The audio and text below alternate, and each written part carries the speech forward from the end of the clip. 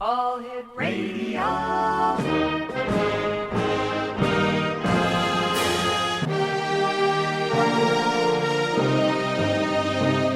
Welcome to the X Zone, a place where fact is fiction and fiction is reality. Now, here's your host, Rob McConnell.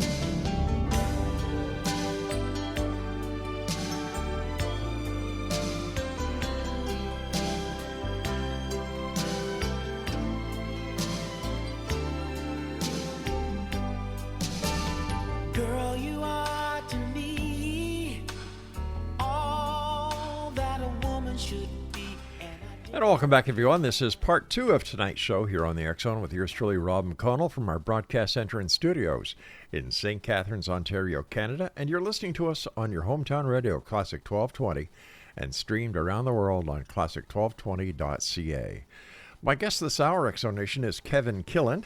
And Kevin is, let me see, we're going to talk about the paranormal this hour. And first of all, welcome to the show, Kevin. How are things where you are? Thank you. I'm glad to be here. Pretty good. It's we're expecting a little remnants from the next system coming through, but right now it seems to be pretty nice down my way. Well, that's good to hear. Tell us a little bit about yourself and how you got interested into investigating paranormal. Sure. I currently am working with people with disabilities as a case manager, and I love that kind of work. Just dealing with being able to help people, better their lives. That's always for me, it's always a rewarding thing. I reside on the eastern shore of Maryland. It is one of the many places I've lived in my life.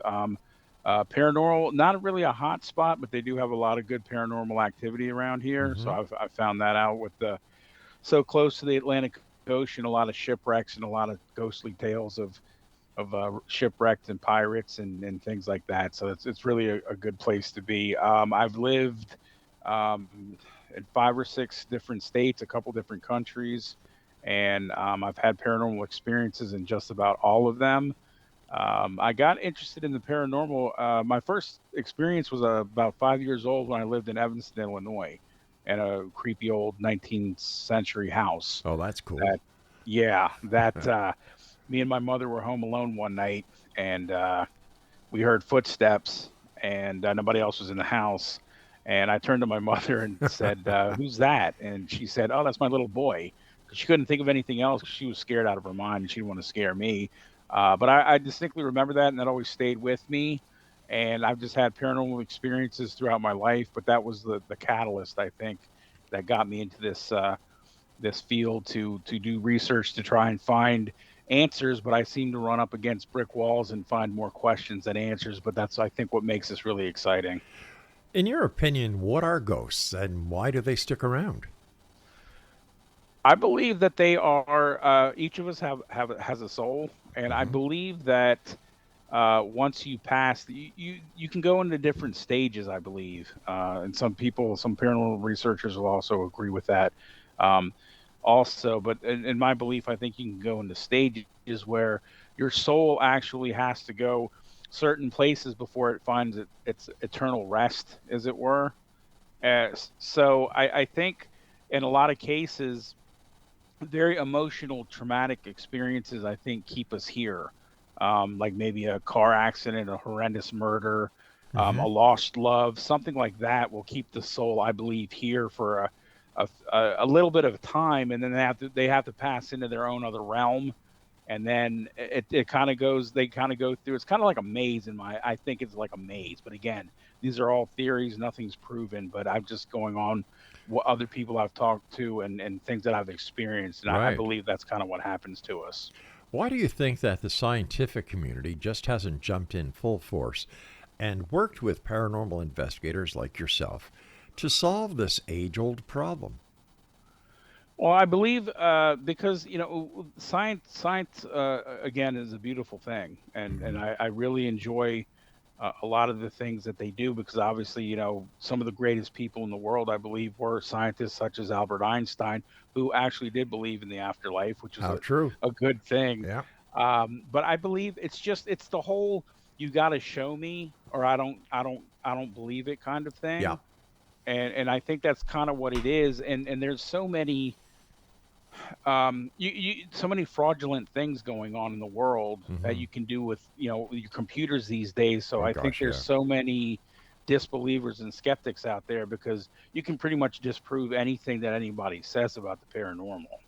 How old were you when you had your very first experience, and could you relate it to us? Was that the time you and your mother were in the house and you Yes, heard and the? I was 5 years old. How old were you? 5 years old? Yes. My goodness. How do you think that affected your life after that experience when you realized what it was? Did that pique your curiosity, and is that when you really started sinking your teeth and questioning so much and getting involved in the paranormal? Yeah, and I will say one thing, and I think everybody kind of agrees with me. When you have a paranormal experience, your life changes forever. Hmm. So everybody that I've experienced things with or have talked to that have had experiences, it definitely is a life changer. I never forgot this first experience, and then as I got older and started getting into a lot of the reading a lot of books on the paranormal when I was younger, and just gathering that information. And then as I got older and continued through middle and high school Hmm. and beyond, when I started actually getting into the field and started to do investigations, but that's always stayed with me. And I think about it right now, and it's as vivid as it happened yesterday. Kevin, why do you think the paranormal is so popular these days? I remember when I started doing this show over 3 decades ago, not very many people were talking about the paranormal. Not many people were talking. Oh, I'm saying openly about UFOs, conspiracies, Bigfoot. What do you think the catalyst was to get everything out of the closet and onto mainstream media? Well, I think a lot of people have had experiences that they couldn't explain. And Hmm. again, the one thing, and I don't, it doesn't matter who you are in this field. When you have that first experience, one of the first things you think of is, "Am I crazy?" And Yeah. I've talked to, and that was me. Even today, even after all these years, I'll just double check. Hey, did I really hear that or see that or whatever?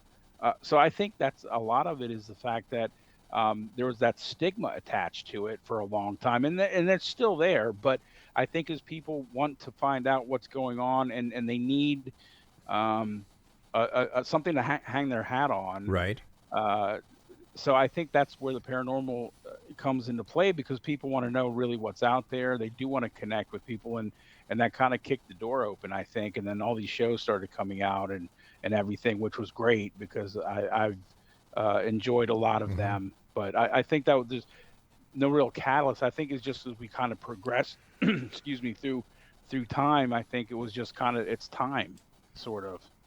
Yeah, I'd like to take my hat off and say that the internet, in my opinion, was the biggest catalyst, because once everything got on the internet and the information was starting to be exchanged and shared, the genie was out of the bottle. There was no way putting it back in. Absolutely. Yeah. The TV shows. What are your opinions on that? Because I don't know. I watched a few of them, and I don't know. They just seem so phony. Yes. Unfortunately, I think many of them are, and I think also a lot of them give false representation of what exactly these things are, what happens. Because Hmm. I've gone to investigations where I will sit there all night and get nothing. Yeah. And then you'll see some of these shows where it's like one thing after the other, and I'm like, that does not happen like that, at least not to me. And then I talk to other researchers, and they're like, no, that doesn't happen like that. So I think that's part of it is the fact Hmm. that, um, yeah, I think, and again, you got to remember TV is ratings, and I Yep. hate to say that, but and it's also money. So I think a lot of this, you know, they don't want to see you sitting in a graveyard getting nothing all night. They want to see the demon come through the door, and unfortunately, that's kind of what happens. Would you classify paranormal investigators, I mean true paranormal investigators, as also educators and historians? Oh, absolutely. You in this field, you have to. You have to be well prepared. You have to do your research, Hmm. and a lot of the things that's really cool that I've found. is again the historical aspect of a lot of these investigations, because a lot of this is from years gone by. So if you know the backstory of a house or a place, and you pick something up, perhaps, then you can kind of pinpoint, hey, this could be this guy over here or whatever. So it's really just, again, and I'm a history buff, so Yep. this is just kind of part and parcel for me. What has been your most frightening investigation that you've been on? I mean, besides the one that where you were 5 years old and started the fire in the belly to get to the bottom of this. I would say probably my first capture of an electronic voice phenomena. I was probably about a year out of high school, and my house that I grew up in Northern Virginia, it wasn't a very old house, but there was a lot of emotion, a lot of negativity in that house due to a lot of different things I won't go into. Sure. So there was a lot there. The way I described my house then was sad.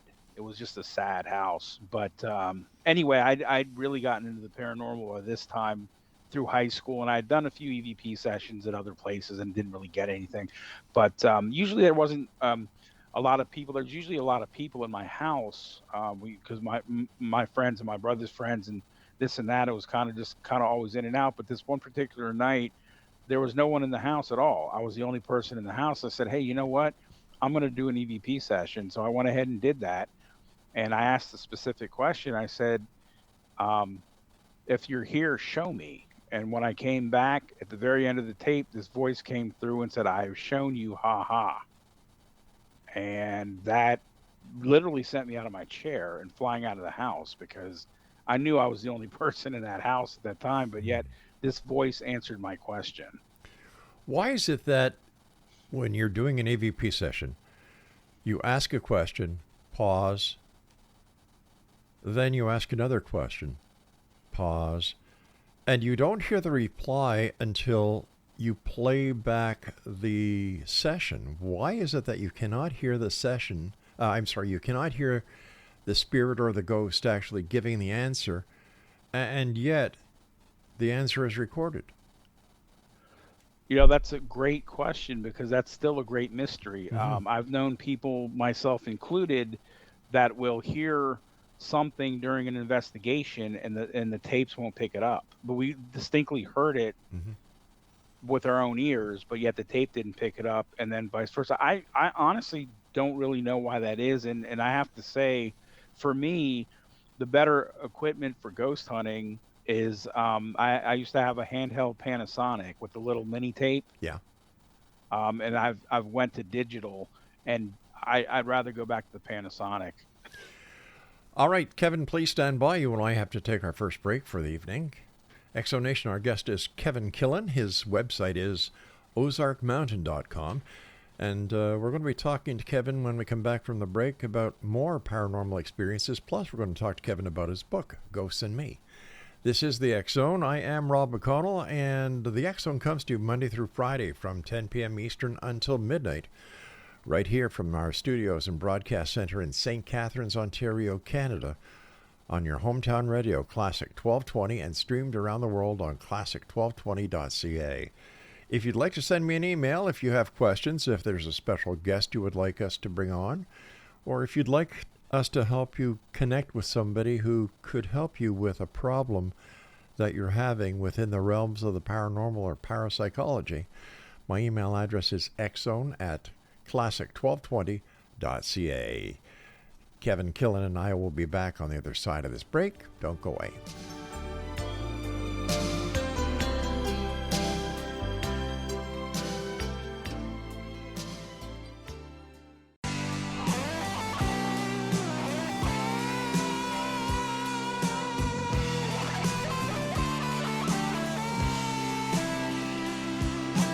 Time and time again I see a love that seems strong was not meant to be.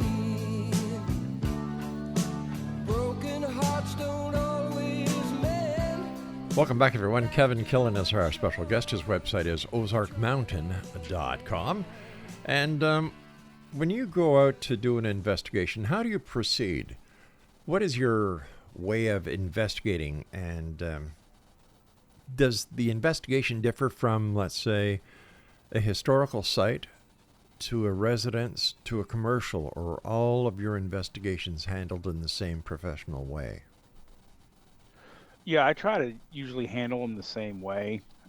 Basically, uh, you can go ahead and do any type of investigating, and Hmm. again, I'm a minimalist, so I don't have a ton of equipment.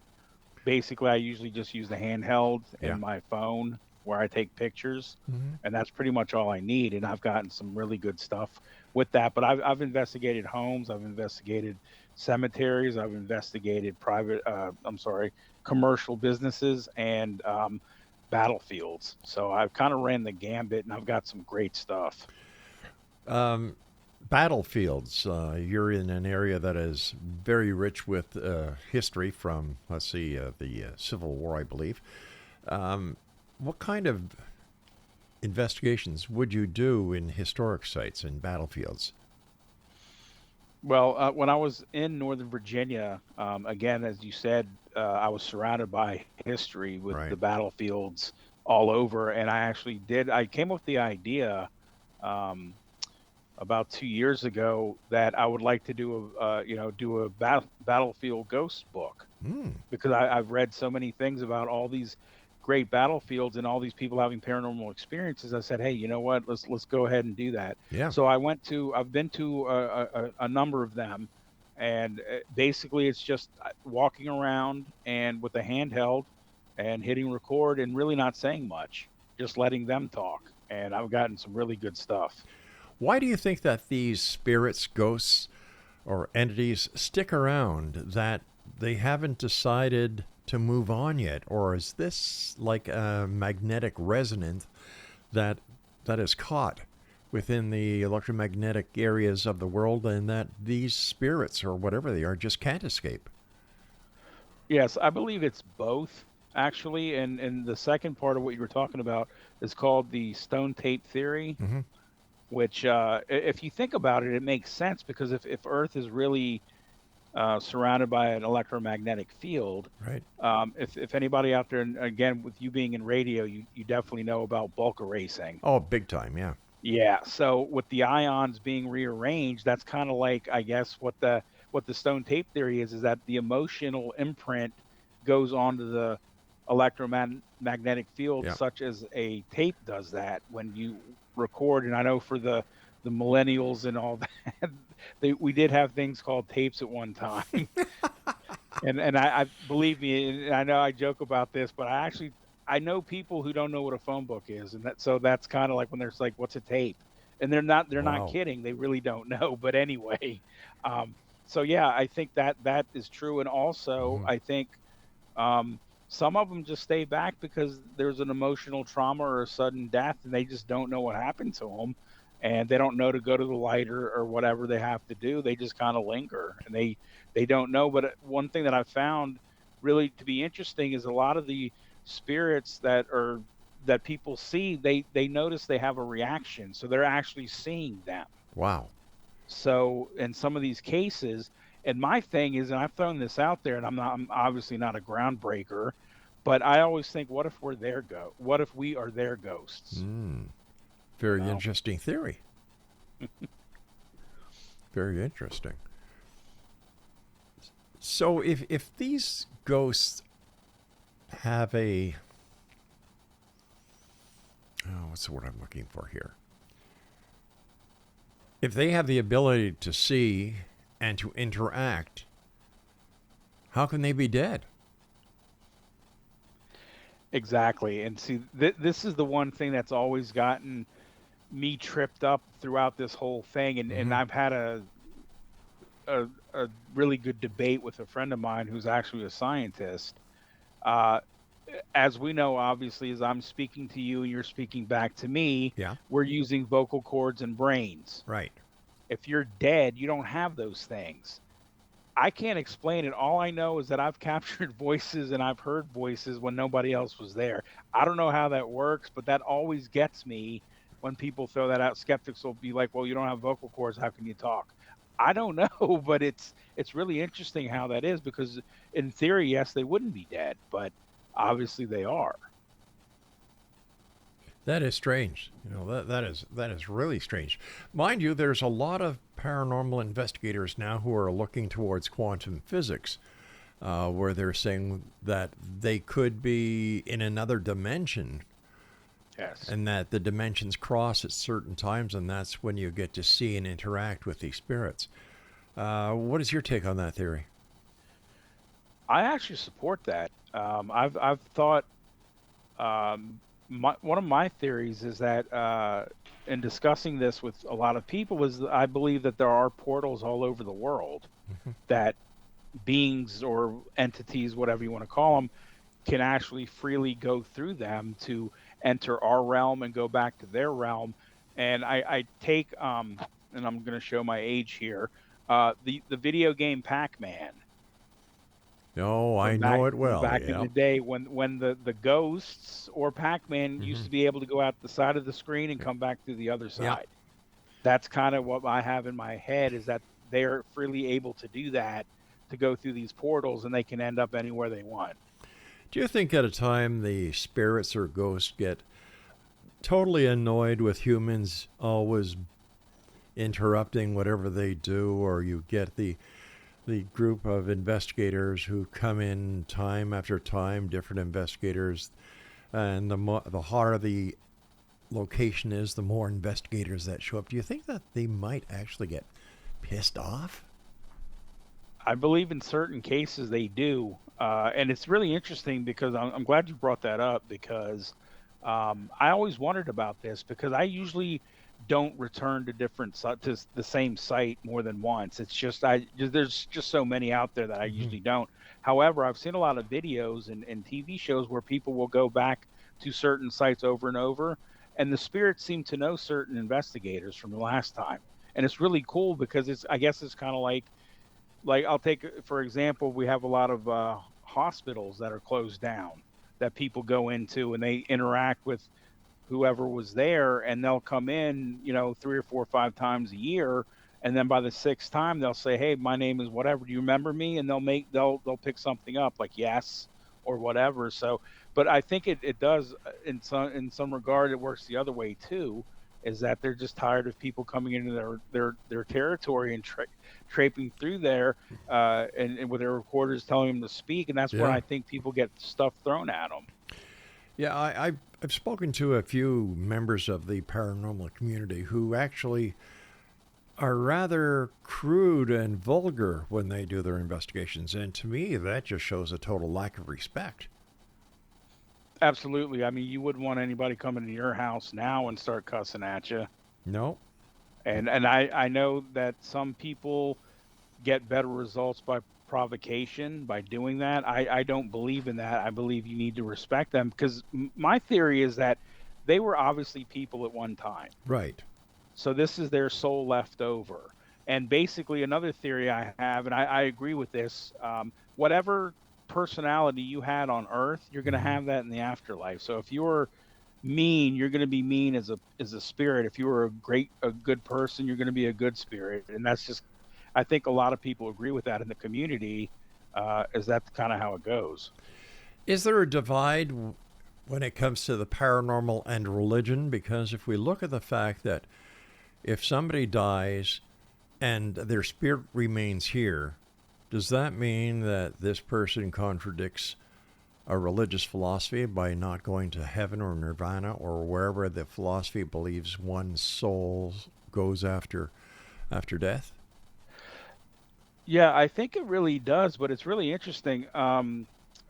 In my time in high school, I had a lot of friends that were from Southeast Asia, and obviously their religion was Buddhism. Right. And I got some great stories from people in haunted temples, both in their country and in America. But it always made because they fervently believe in spirits. Like everyone that I ever knew, and they were from like Thailand, Laos, Vietnam, Cambodia, they all believed that, and their families believed that. They have the altar to the Buddha and everything, but they always were afraid of ghosts, and it was just really cool to be like that. But I know that a lot of Western philosophy and religion also do that, so it does contradict. But then you sit there and you think of the Father, the Son, and the Holy Ghost. So I mean, there is that conflict there, obviously. But the Holy Ghost is in the realm of I believe that, according to one of our theologists that we had on, that the Holy Ghost is a representation of the soul, the spirit, that when the person leaves this plane, only their soul or their spirit returns to heaven. But if that is true, then that would mean that any of the ghosts that remain on this plane are evil. So, it's rather a perplexing thought when you start bringing theology into the paranormal and the paranormal into theology. Oh, absolutely. Like I said, I've had some debates with religious people about this, and I've talked with, and the one thing that it really bugged me for a long time is that a lot of these shows, if it's they're calling it a demon in the house, so it's always Roman Catholics, and it's always been that way. As far as when I was a kid, I used to read these books, and it always seemed like the Roman Catholic Church was involved, no matter what was going on in the house. And I always thought that was weird, because I was like, so that, to me, I always just said, okay, so only Roman Catholics, only ghosts can go to Roman Catholic houses, because it kind of seemed that way. And then later, as I got further into this, it was like, no, it doesn't. I've known agnostics, and I've known non-believers that have experienced stuff that they don't even understand. I've got about a minute before I have to go to my next break. How do you prepare yourself for an investigation? How do you protect yourself from not bringing something or someone home with you that you really don't want to have around? My thing is, my tried and true method is I tell, I'll say, if you're with us, you cannot come with me. You stay here. And that 9 times out of 10, that will work, but it doesn't always. When we come back from this break, let's talk about that, because that's something I've often wondered. If people go to an antique store or a yard sale or garage sale, and they unknowingly buy something that has a spirit attached to it, how do they get rid of it? How do they know that there's a spirit? And maybe you can help us with that situation. Kevin Killen is our guest this hour, Exonation. His website is ozarkmountain.com. And we'll be back on the other side of this short break as the X Zone continues with yours truly, Rob McConnell, from our broadcast center and studios in St. Catharines, Ontario, Canada.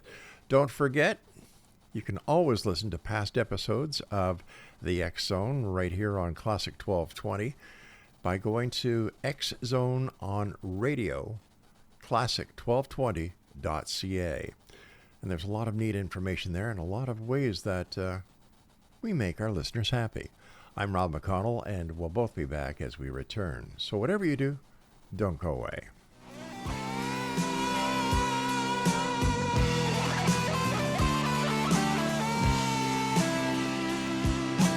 Time and time again I see a love that seems strong was not meant to be.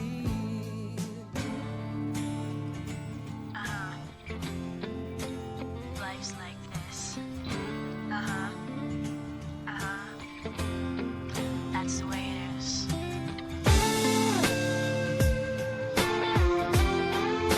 'Cause life's like this.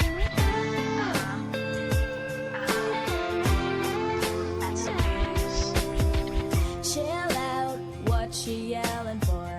Lay back. And welcome back, everyone. Kevin Killen is our special guest this hour here in the X Zone from our broadcast center and studios in St. Catharines, Ontario, Canada, on your hometown radio, Classic 1220, and around the world on classic1220.ca. If you'd like to find out more about our guest, Kevin Killen, visit his website, ozarkmountain.com. Before we get back to the paranormal, tell us a little bit about your book, Ghosts and Me. Sure. It's basically, I call it a paranormal memoir because it covers from the time I explained my first incident Right. to about 4 years ago, and I've had experiences ever since then, and I've run the gambit. I've had the footsteps with no one there. I've had the voices. I've seen things. I've heard things. I've had a shadow person incident. I have an attachment. It runs the gambit of paranormal stuff, and it was just I think it's me. I think I joke that I'm a ghost magnet, but honestly, when you read the book, you kind of wonder because I've had all these experiences throughout my life. Well, first of all, congratulations on your book. And I Thank think you. that by people reading it with the way that I love your attitude and how you look at things, I'm sure that this will be a great asset to anybody who is interested in the paranormal or who would like to become a paranormal investigator. So hats off to you. Is your book available on Thank you. Amazon.com? Yes, Amazon.com, OzarkMountain.com, pretty much anywhere books are sold, you can pretty much get it online anywhere. So That's great. it's also available in audio form. Super. We were talking about attachments before we went to the break. If somebody buys something and they bring it home and all of a sudden things start going wacky, what should they do? Well, I think first of all, what they should do is again, and that's one thing that I really enjoy now is that we have so much of is compared to back then when I was actually younger and getting into all this is we have more help out there in the way of because I remember back in the early 80s and even the mid 80s and the 90s there wasn't a lot of people that could help you other than your priest or one of the Warrens, and that took forever. So there's a lot more people out there that are actually offering their services free of charge, at least the good ones are, that you can turn for help. But honestly, like I said, the one thing you have to do, and I've found this out to be true, is that as I've gone through this journey, is that not every creak in the floorboard is a ghost. It's just a creak in the floorboard. So you have to make sure, is that pipe, something hit that pipe, or is that the water coming through, or whatever the case may be. You need to really go and look at it rationally first, and then once if you totally can cross everything else out, again, there's people that will help you, and I know I've watched a lot of these great shows out of Canada, so you guys have a lot of great people up your way. So that's really good. Yeah, I had the great pleasure of working with the cast and crew of Canada's Creepy Canada for a number of years. And we had some great people on the cast as well as experts that were called in by the producer, who was a good friend of mine, Bill Burke, and Brian O'Day. So yes, thank you for the compliment, and I'll certainly pass it on to my Canadian colleagues. What about...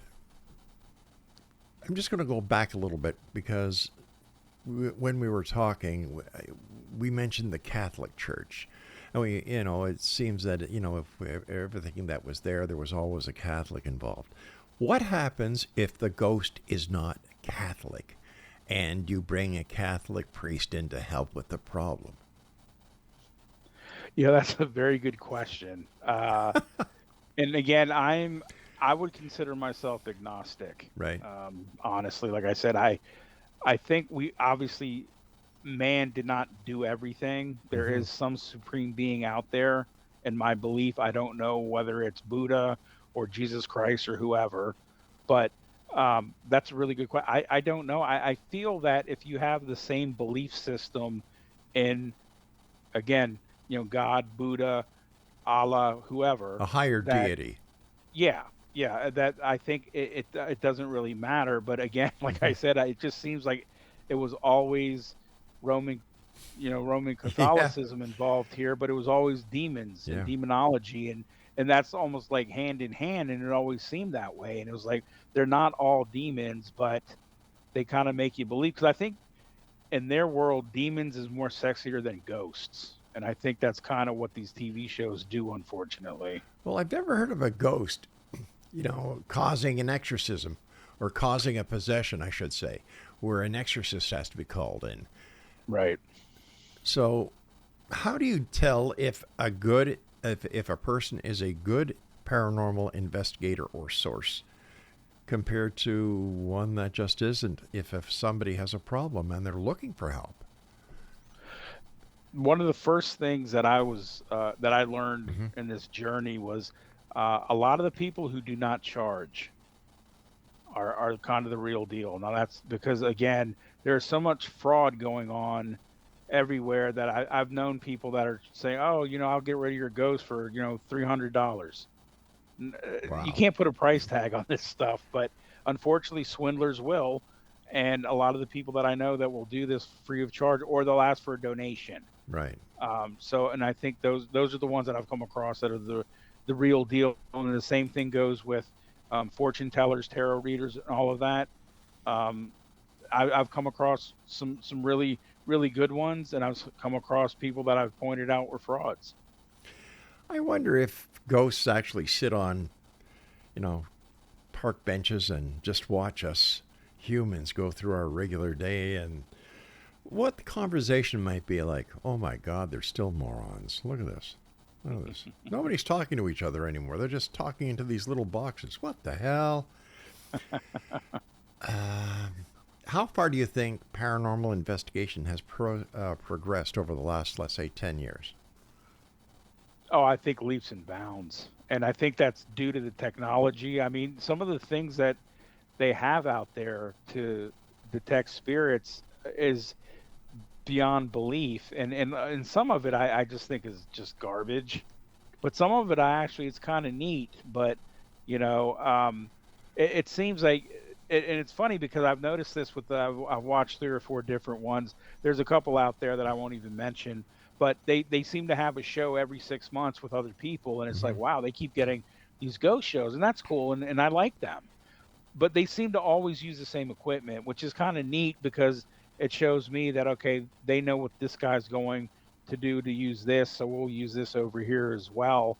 But I think the technology is just blown it out of the water because, but also on the other hand, you would figure we would have more definitive proof of spirit activity with all the electronics, and we Sure. still don't. How can technology be built or designed to investigate the paranormal if you don't know what the paranormal is? Again, very good question. I think a lot of what I didn't understand early on in doing a lot of research is that the earlier people, like Thomas Edison, was trying to develop a spirit box Yeah. to talk to the dead. Yeah. And then you had Houdini and what he did, and then of course a lot of these philosophers that you wouldn't seem to think that would believe in the paranormal were really into the paranormal, and you're like, wow, back in the 1900s, and there was a lot of fake things going on there, but yeah, it's just amazing to see how that goes ahead. But again, you're right, because like I said, I've done EVP sessions where I have had to debunk everything because I can say that's a car or that's a Right. bird, and that's fine because you're supposed to. Yeah. Because I can't say, oh my God, what was that? Oh, that was that tree talking to me. No, it wasn't. It was the wind going through the tree. So I've come across a lot of that, but in my journeys, I've tried to get better at differentiating between what I think is a spirit and what is natural. Have you ever been physically assaulted by a ghost? I have not been assaulted. I've been touched. I actually had a attachment that female that would join me in the shower. Kinky. It was disturbing to say the least because Did she wash? Did it she was wash it was your a back? blast of cold air that kind of wrapped around you, Hmm. and it was just and I describe it in my book, but no, I still get touched every once in a while. Like they like to and for them it's just letting me know that they're there. It's not anything malicious. They're just like, hey Um, Kevin, let me touch your hair. So do they wash your back? This one did not. Ah.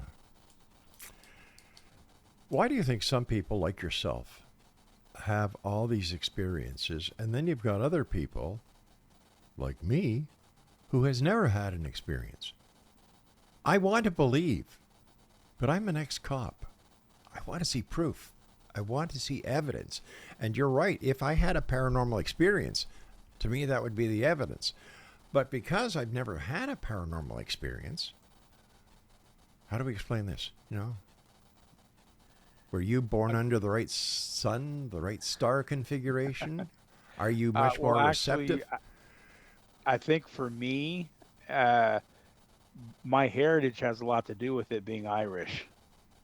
I think the Celtic people have some inherent gift of sight, and they can do. And again, that's just that's for me. I've known other people from other countries that are like that, but I believe for me, and my mother had something, but we never really discussed it before she passed. Yeah. And I wish I had talked to her, because I know now she had more than she let on. She knew things and saw things and heard things, and we never discussed it really. And I wish I kicked myself, wondering what stories she could have told me. But again, I think for me, it's mostly my Celtic heritage. Well, I'm Irish as well. And it seems that you got the ghost and I got the Guinness. So it's a fair exchange, because you and I can talk about this. And there's so many stories out there. And I think all we need to do is listen more to people, and give them the chance. People will tell you, but they're afraid of being ridiculed, Yes, and laughed at. And I think that the work that people like you do and other credible paranormal investigations are doing are certainly helping a lot of people to realize that, hey, you're not alone, and that what you claim to have happened to you, because you believe it happened to you, it's real. And how can we make a judgment call if we were not there with you when you had that experience? So once again, my hat's off to you and other credible paranormal investigators. Hey, listen, we've got to take our final break for this hour, Kevin, so please stand by. Exonation, Kevin KILLEN is our special guest. His website is ozarkmountain.com, and the name of his book is Ghosts and Me. It's available on all online bookstores. It's also available at his website at ozarkmountain.com. And when we come back, we're going to be wrapping up some questions here with our good friend and guest this hour, Kevin KILLEN, as the X Zone continues with yours truly, Rob McConnell, from our broadcast center and studios in St. Catharines, Ontario, Canada, right here on Classic 1220 and streamed around the world on classic1220.ca. That's the way it is.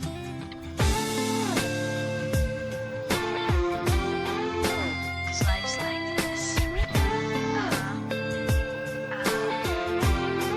That's the way it is. Chill out, what you yelling for? Lay back, it's all been done before.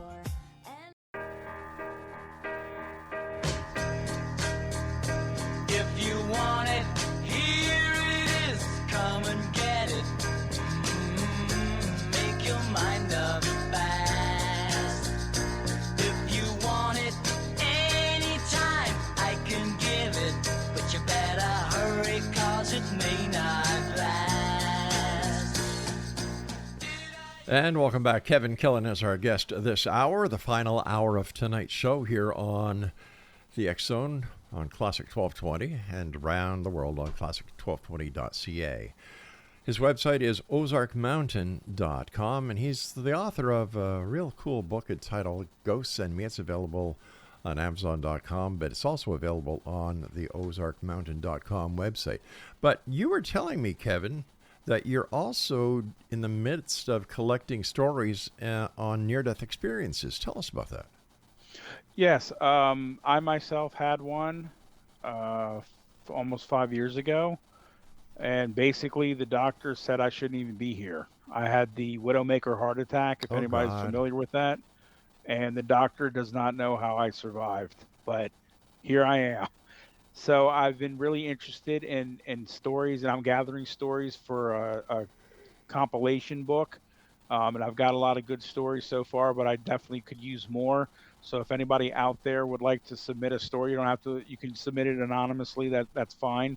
And you can send it to my website or my email at KKILLEN, B as in boy, T as in Tom, KKillenBT at gmail.com.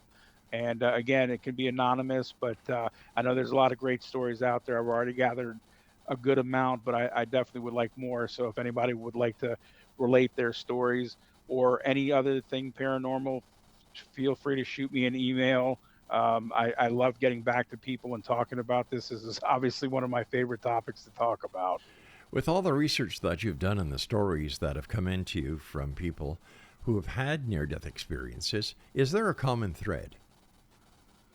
Yes, there seems to be the white light.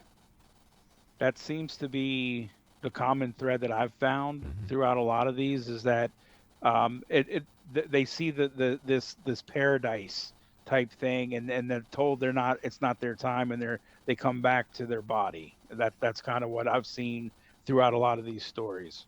What was your near-death experience like? Mine was not anything like that.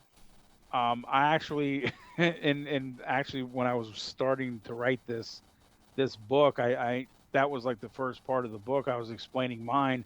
I was in the hospital getting the stent put in, Right. and I had everybody working on me because I had the massive heart attack, and I just felt this feeling of calm and peace come over me, and I thought to myself, if it's my time, I'm okay with it. I can move on. But there was no relatives in the corner. There was no white light other than what was ahead of me on, from the hospital. But it was just this incredible. I've never felt such a calm feeling in my life ever. And I talked to some friends of mine in the field, and they said you had a near death because you were ready to go, but yet you didn't, but you could have. And it was, again, I can't even explain the calmness. It was just this amazing feeling. And for whatever reason, and I'm glad that I'm still here. But again, another mystery. Why did I make it and others don't? Do you fear death now? No, I do not. Yeah, that's what I get from a lot of people that we've had on the show who have had near-death experiences, that they no longer fear death. Why do you think death is so, I was going to say frowned upon, but we all know the answer to that one. Feared. Why do you think death is so feared if there's nothing to, worry about except departing and leaving everybody behind that you love when you die, based on the information given to researchers on near-death experiences who all say that, it was a great experience. I haven't heard anybody give me a bad experience when it came to an NDE. Yeah, I've actually heard of a few. Really? But I don't really know if they were NDEs or something else, but it involved hell and the devil and this and that. And I just was kind of like, okay, well, if that's what you experienced, I'm not going to say that you didn't. I think, honestly, for most people, because death is finality, I think that might be their fear. But yet I know, at least I believe now, that death is not. Death is the beginning, quite, And I know that's, I know other people have thrown that out there and everything, but I honestly believe that. Well, that death is the beginning. Well, maybe this existence we're in is the real embryo of our birth. And yes, when we pass, we are not actually dying, but we are being born. In fact, if we look at nature's been trying to put this through our thick skulls since the beginning of time. yes. The 4 seasons. Spring, everything comes to life. Summer, life flourishes. Fall, everything withers. Winter, everything dies. But what happens again in the spring? Yep. Butterflies, the same thing. The larvae, cocoon, bang, out comes a butterfly. If somebody wants to become a paranormal investigator, what, in your opinion, should they do? I believe one of the best things they can do is research. I don't think that you have to be like me and have experiences. There's a lot of skeptics that are on teams that never have any experiences, but they're a vital part of the team. So I think research is the key. And if you're able to get in touch with some investigators that are able to give you some pointers, you can do that. And again, if there's anybody out there that wants that, I'd be more than happy to give them some pointers on anything they have questions about. But I think research is the key. How do you deal with skepticism? If it's done respectfully, I'm okay with it. I mean, there's a lot that it's been a lot, and the thing is with me, it's not so much the fact. It's like I don't ridicule you for being, whatever they're doing, but if you come to me and say, hey, I don't believe in ghosts, that's fine. I have no problem with that. But when they start saying, ooh, oh yeah, oh ghost, yeah, there's the one behind you, and just start and I've run into these people. As a matter of fact, members of my own family. Wow. I've had to have. I've actually stopped talking to, because it was to the point where the ridicule wasn't even worth it, and I was just like, I'm done with you people. So, but for the most part, I think most people, and it's really interesting because I've worked in some workplaces where they'll hear me and they'll like, oh, hey, that's great, you wrote a book and everything, and they'll kind of give you a side look, that side glance, Right. and then when they're alone, oh, hey, Kevin, by the way, this happened to me, and they don't want to tell you in front of people, Yep. but afterward, alone, getting you off by yourself, all of a sudden they got a ghost story. The famous words I hear are, "You're not going to believe me, but." Yes. And there's a lot of those people who have the stories who don't get the opportunity to tell them because, like you were saying, even members of your own family have kind of shunned you because of what you do and what you believe in. Yep. That is sad. One more thing before we get going here. Shadow people. Once again, something that's relatively new in the paranormal world. Where did they come from? That's one of life's great mysteries. I've heard so many different versions of what they could be and what they might be, but nobody definitively knows anything about them. And it's just amazing that I've talked to people who have had these experiences, and myself having one. And it freaked me out because this thing went to the ceiling, whatever it was. It went all the way to the ceiling. That's how big this thing got for me. But there's like the red-eyed one, the one with the hat. There's just so many variations of them. And some people, and honestly, some people think they're aliens, and some people believe, and this is actually, I think, a little plausible, is that they may be spirits who have not formed yet. So they don't have the energy to form fully, so they're still black in color, so they're just spirits who haven't turned white or whatever. I mean, that kind of makes sense to me. What other aspects of the paranormal do you investigate? Mainly right now it's spirits, but I'm really big into cryptozoology, Bigfoot, dogmen, things Right. like that. Yeah. I've actually tried to plan with some friends of mine a excursion to the Pine Barrens of New Jersey to search for the Jersey Devil, and perhaps gathering some information and writing another book about that, because that's always fascinated me. Why do you think there hasn't been any evidence to substantiate the existence? I mean, hardcore evidence, like a cadaver of a Bigfoot. If all these people are going through the woods and the forests of Canada, the United States, looking for this creature, nothing. I believe that's where the portals come in.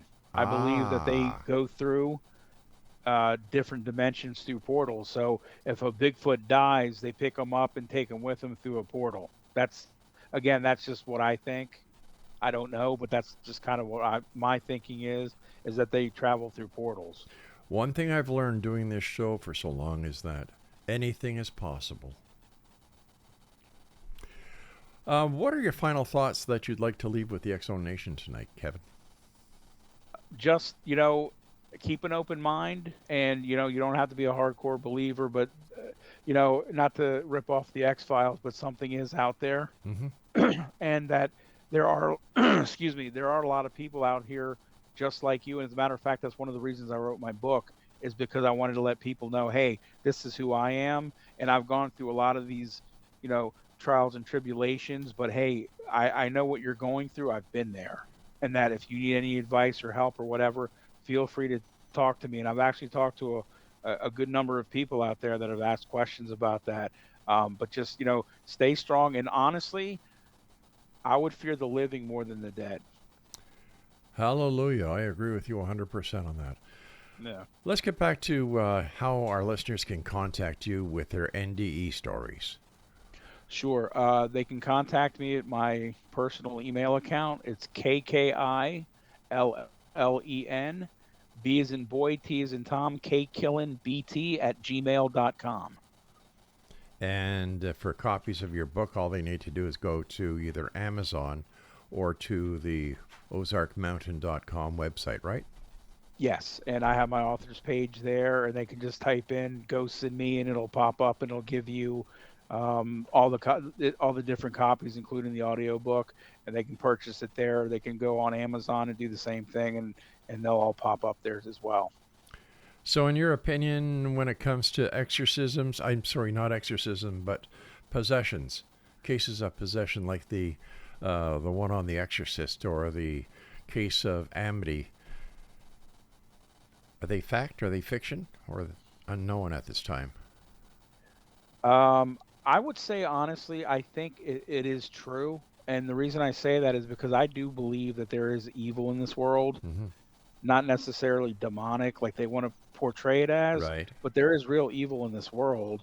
And I think obviously the balance is the good. So I do believe things can get, and again, I know, and that was a good point of the Amityville case with the, Catholicism and the Roman Catholic Church and everything. But, there are just evil spirits out here. They're not demonic. They're just evil spirits. They're evil people. They're evil in life, and they're going to be evil in death. And again, everything's lumped into the whole demonic thing. And I think that's wrong, but that's what happens. But yeah, I do believe that there is truth to these possessions. Kevin, the time has come when you and I must say so long. So thank you so much for sharing your time with us here on the X Zone. And Hey, X Zone thank you Nation, for having me. My great pleasure. When your new book comes out, let us know. We'll get you back on. And Absolutely. X Zone Nation, if you'd like to get a copy of Kevin's current book, his website is ozarkmountain.com. And that's it for tonight. I'll be back, tomorrow night, as once again we cross the time-space continuum to the X Zone, a place where people dare to believe and dare to be heard Monday through Friday from 10 p.m. Eastern until 2 a.m. Eastern, right here from our studios in St. Catharines, Ontario, Canada, on Classic 1220 and classic1220.ca. So until tomorrow night, my friends, always keep your eyes to the sky and your heart to the light. Good night, everyone.